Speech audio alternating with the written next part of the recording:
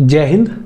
Indian meteorological department IMD ने एक warning issue की है और कहा है कि अप्रैल और जून के महीने में 10 से 20 दिन तक हीट वेव के स्पेल्स रहेंगे। हीट वेव का ड्यूरेशन जो है वो अप्रैल जून के महीने में लगभग 10 से 20 दिन तक रहेगा। ये वार्निंग इशू की है आईएमडी ने।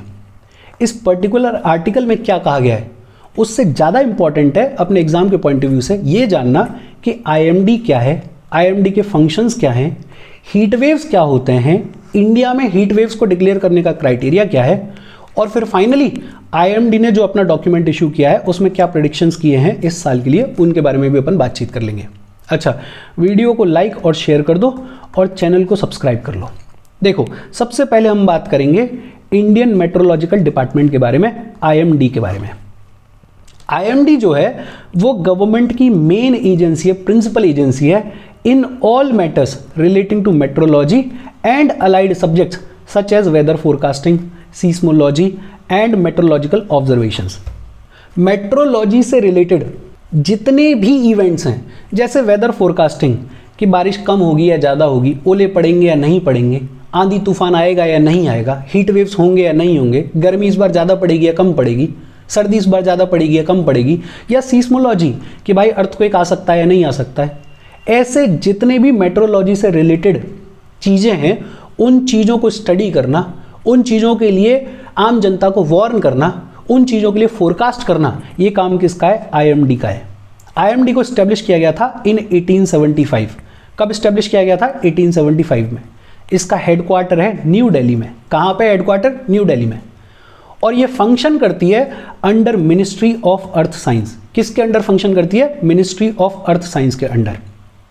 अच्छा, वर्ल्ड मेट्रोलॉजिकल ऑर्गेनाइजेशन के जो 6 रीजनल स्पेशलाइज्ड मेट्रोलॉजिकल सेंटर्स हैं उनमें से एक सेंटर किसका है? उनमें से एक सेंटर है आईएमडी का।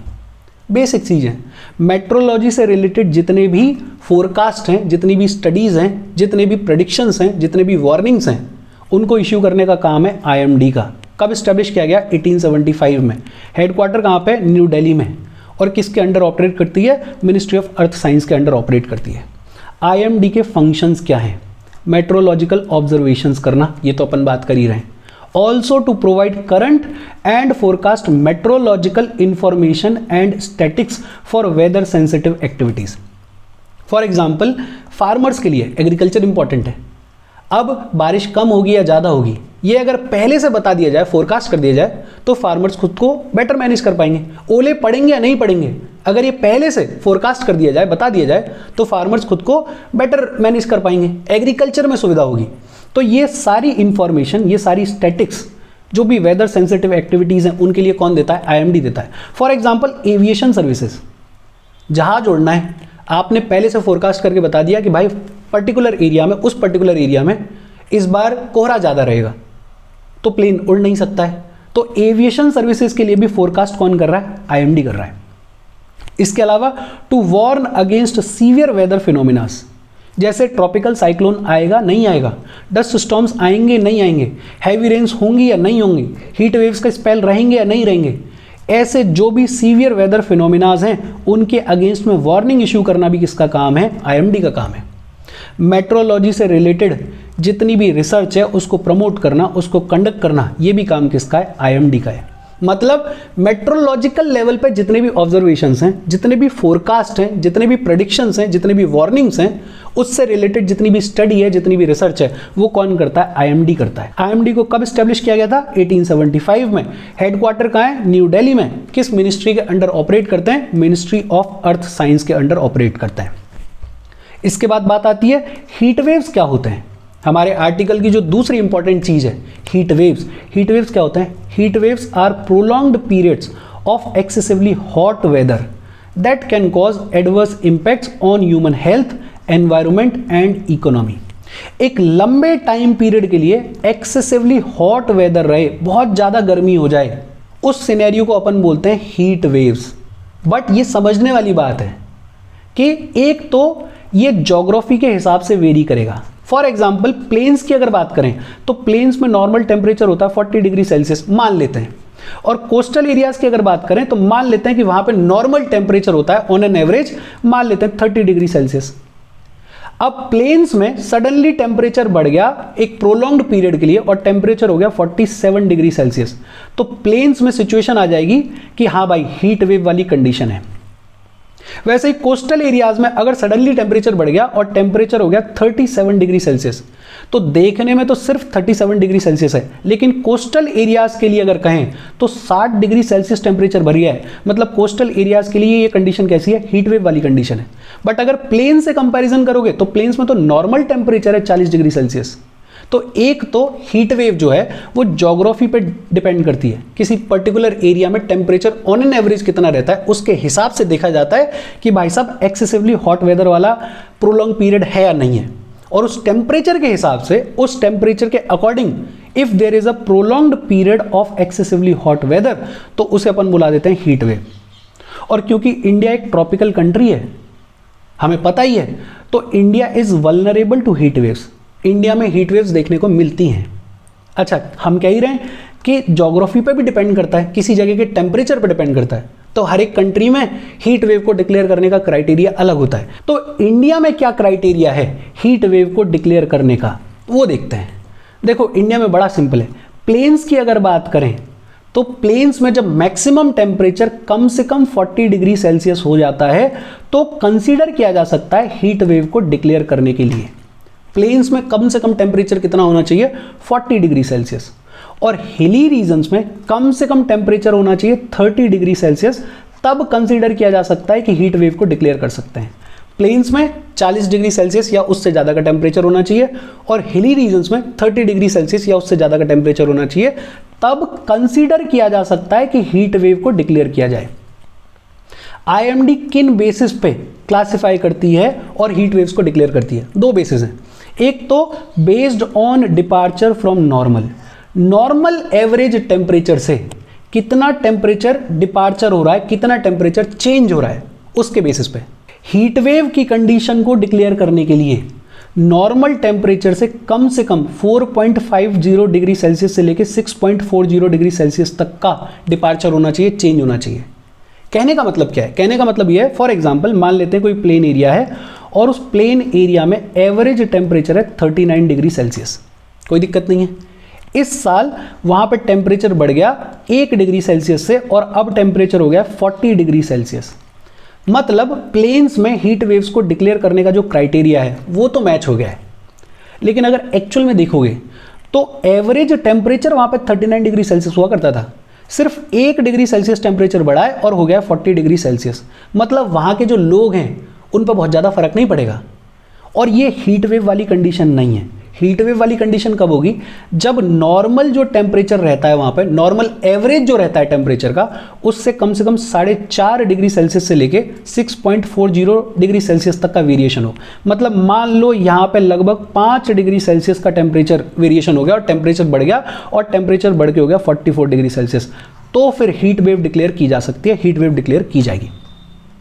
ये तो नॉर्मल हीट वेव है जब वेरिएशन हो 4.50 डिग्री सेल्सियस से लेके 6.40 डिग्री सेल्सियस तक।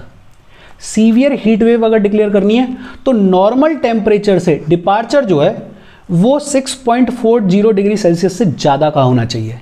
मतलब अगर मान लेते हैं 7 डिग्री सेल्सियस टेम्परेचर बढ़ गया तो फिर क्या बोल दिया जाएगा कि सीवियर हीट वेव है। ये तो क्राइटेरिया है जब नॉर्मल एवरेज टेम्परेचर से अपन डिपार्चर देख रहे हैं। एक दूसरा बेस भी है, दूसरा बेस है एक्चुअल मैक्सिमम टेम्परेचर। किसी जगह का अगर एक्चुअल मैक्सिमम टेम्परेचर हो जाता है 45 डिग्री सेल्सियस या उससे ज़्यादा तो डिक्लेयर कर दी जाएगी वहाँ पे हीट वेव, इररिस्पेक्टिव ऑफ कि कितना वेरिएशन हुआ है।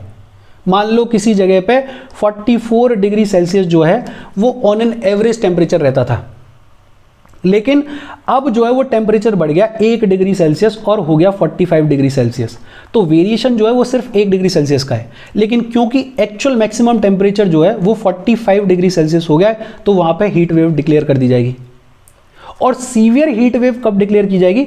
जब एक्चुअल मैक्सिमम टेम्परेचर जो है वो 47 डिग्री सेल्सियस या उससे ज़्यादा हो गया है तो वहाँ पर सीवियर हीट वेव डिक्लेयर कर दी जाएगी। बड़ा सिंपल है। अपन क्या कह रहे हैं, किसी प्लेन एरिया में कम से कम 40 डिग्री सेल्सियस होना चाहिए और किसी हिली एरिया में कम से कम 30 डिग्री सेल्सियस टेम्परेचर होना चाहिए, तब कंसीडर किया जाएगा हीट वेव को डिक्लेयर करने के लिए। दो क्राइटेरियाज हैं जिन पे एक्चुअली बेस्ड है आईएमडी का क्लासिफिकेशन। एक क्या है, based on departure from normal, normal average temperature जितना होता है किसी जगह पे, उससे कितना डिपार्चर है, उससे कितना चेंज हुआ है।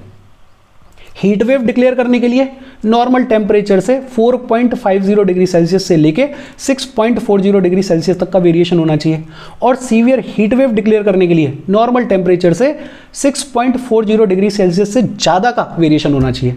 और अगर बात की जाए दूसरे बेस की, तो दूसरा बेस है एक्चुअल मैक्सिमम टेम्परेचर। मतलब एक्चुअल मैक्सिमम टेम्परेचर अगर 45 डिग्री सेल्सियस या उससे ज़्यादा का हो गया है तो हीट वेव डिक्लेयर कर दी जाएगी, और अगर actual maximum temperature 47 degree Celsius से ज़्यादा का या उसके बराबर का हो गया है तो सीवियर हीट वेव डिक्लेयर कर दी जाएगी। ये क्राइटेरियाज हैं इंडिया में हीट वेव को डिक्लेयर करने के लिए। अच्छा, एक इंपॉर्टेंट चीज़, ये जो क्राइटेरिया है ये तभी लागू होगा जब कम से कम 2 कॉन्जिक्यूटिव डेज तक ये जो टेम्परेचर का वेरिएशन है ये देखने को मिल रहा है। अगर कॉन्जिक्यूटिव 2 डेज तक ये टेम्परेचर का वेरिएशन देखने को मिल रहा है तो सेकंड डे पे डिक्लेयर कर दी जाएगी हीट वेव। अच्छा, अगर बात की जाए कोस्टल एरियाज की, तो बट ऑब्वियस सी बात है, प्लेन्स के कंपैरिजन में कोस्टल एरियाज में जो टेम्परेचर हैं वो कम होते हैं।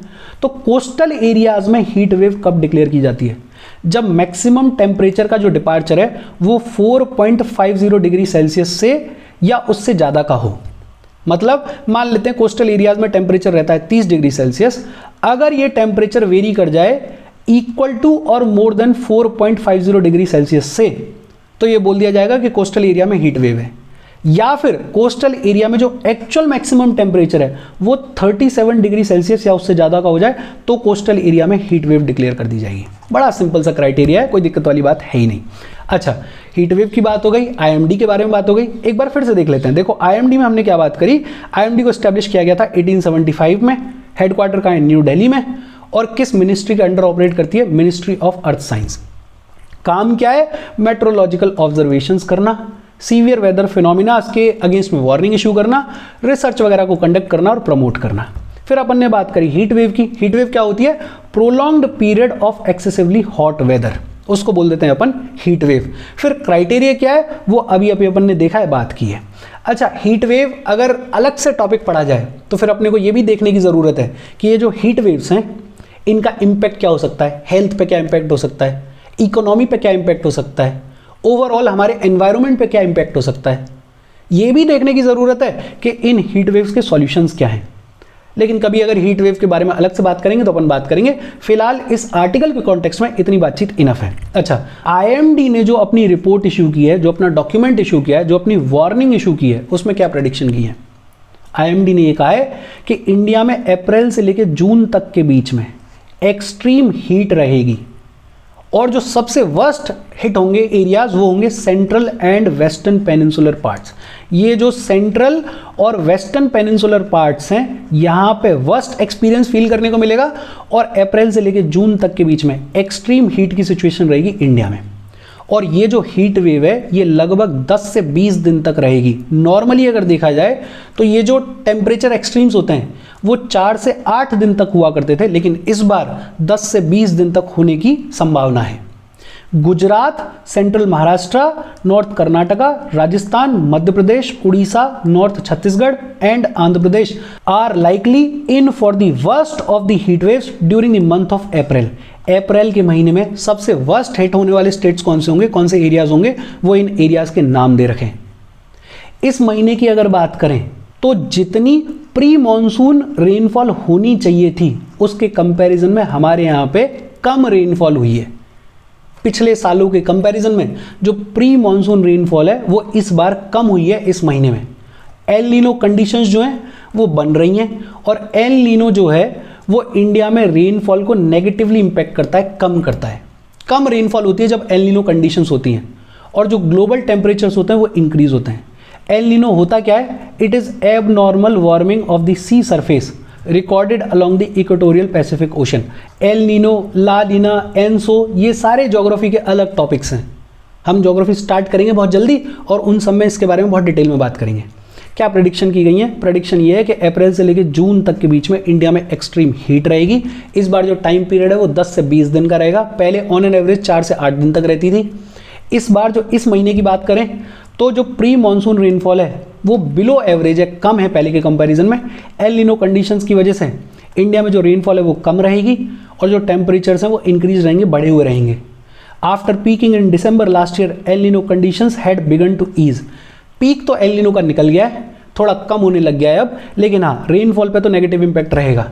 फरवरी और मार्च के महीने में the southern peninsular India had experienced hotter than normal weather conditions. अभी जो फरवरी और मार्च निकल के गया है उसमें जो सदर्न पेनिनसुलर इंडिया है वहाँ पे कंपैरेटिवली हॉटर एनवायरनमेंट रहा है, हॉटर वेदर कंडीशंस रही हैं। Heat wave conditions are reported from Maharashtra, north Karnataka, Saurashtra, Kutch and parts of Rajasthan during the March जो कि अभी अभी निकल के गया है। इस मार्च में हीट वेव कंडीशंस रिपोर्ट की गई थी। कहाँ से? महाराष्ट्र से, कर्नाटका से, सौराष्ट्र से, राजस्थान के कुछ हिस्सों से। इनफैक्ट जो मैक्सिमम टेम्परेचर है वो 42.6 डिग्री सेल्सियस तक पहुंच गया था इन अकोला महाराष्ट्र एंड फलोदी राजस्थान। ये मार्च के टेम्परेचर की बात हो रही है कि मार्च में 42.6 डिग्री सेल्सियस तक टेम्परेचर पहुंच गया है। जबकि मेरे को याद है जब हम छोटे हुआ करते थे तो मार्च में लोग रजाइयाँ वजाइयाँ ओढ़ के सोते थे, इतनी सर्दी पड़ती थी। तो टेम्परेचर वेरिएशन खूब हो रहा है।